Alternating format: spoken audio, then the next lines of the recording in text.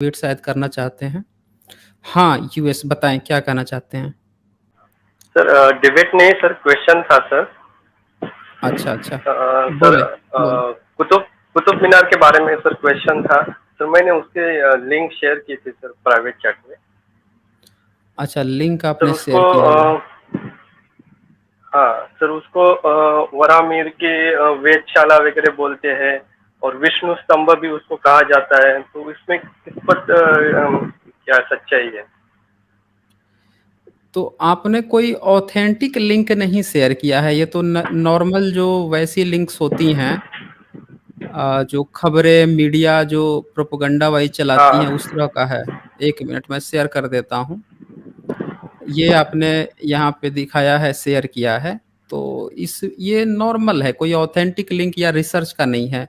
देखिए ये लिख दिया इसने कुतुब मीनार और इसका जो लेखक होगा, पता नहीं उसने अपना नाम लिया है कि नहीं, बाई हिंदी कोना। देखिए हिंदी कोना वाला है ये, तो ये बस अपने प्रोपेगेंडा वाली वही बात लिख देगा।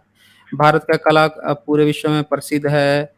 फिर आगे इसने देखिए दिल्ली महरौली में स्थित मीनार है, सबसे ऊँची मीनार है।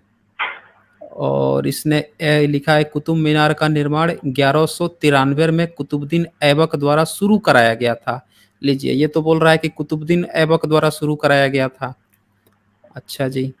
इसके बाद से लिख रहा है कि कुतुब मीनार की ऊंचाई 73 मीटर यानी 238 फुट है। चलें जी। और इसने क्या लिखा, दिल्ली के पहले मुस्लिम शासक कुतुबुद्दीन ऐबक ने कुतुब मीनार अफगानिस्तान में स्थित जाम की मीनार से प्रेरित होकर इस्लामिक शासन को पूरे भारत में फैलाने की सनक के कारण भारतीय खगोल वेधशाला को नुकसान पहुंचाकर उसका इस्लामिक रूपांतरण 1193 में शुरू किया। अब ये बताइए कि अगर वो खगोल शास्त्र को रूपांतरित किया होता और जब उसका रूपांतरण किया होता तो जितने भी भारत के ब्राह्मण थे, बौद्ध तो खत्म हो गए, उनकी सभ्यता खत्म हो गई। अगर ये ब्राह्मणों का था तो ब्राह्मणों को तो लिखना चाहिए था ना अपनी किताबों में। इनके पास तो रामायण महाभारत जैसी गाथाएं हैं, स्मृति गाथाएं हैं, ये तो बताते हैं कि अरबों खरबों साल पुरानी पुरानी चीजें इनको स्मृति में याद है। इन ये पीढ़ी दर पीढ़ी पता नहीं क्या क्या ढोते आए हैं और 12वीं सदी का चीज इनको नहीं याद है।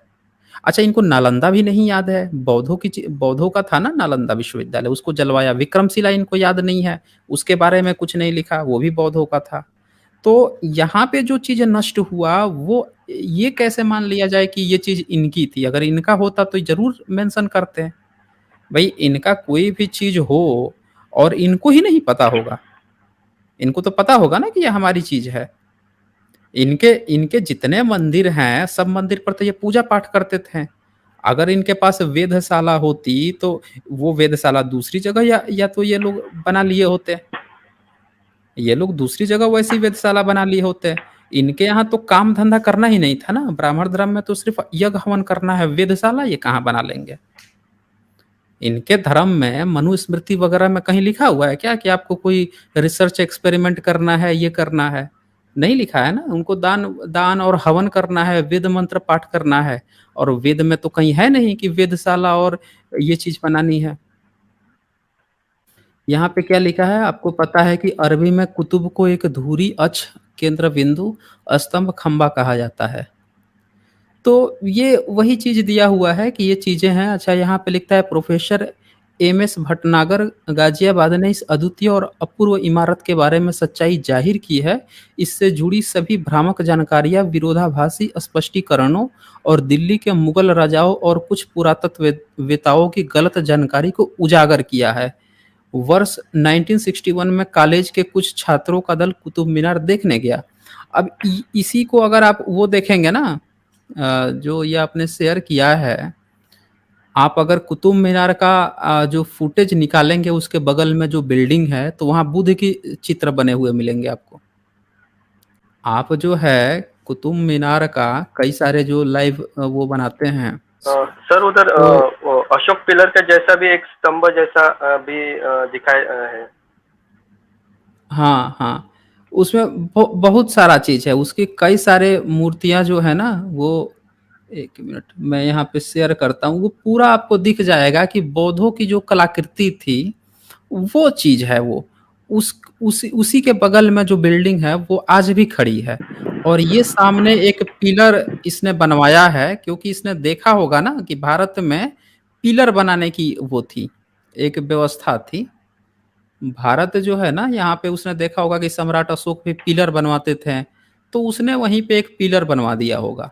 वहाँ की बगल की जो बिल्डिंग है वहाँ पे अभी भी बुद्ध की मूर्तियाँ, ये आप देख पा रहे होंगे यहाँ पे, ये जो ये राइट साइड में ये चित्र दिख रहा है, ये पूरी तरह से जो है बौद्ध शिल्प कला का ये वो है, नमूना है।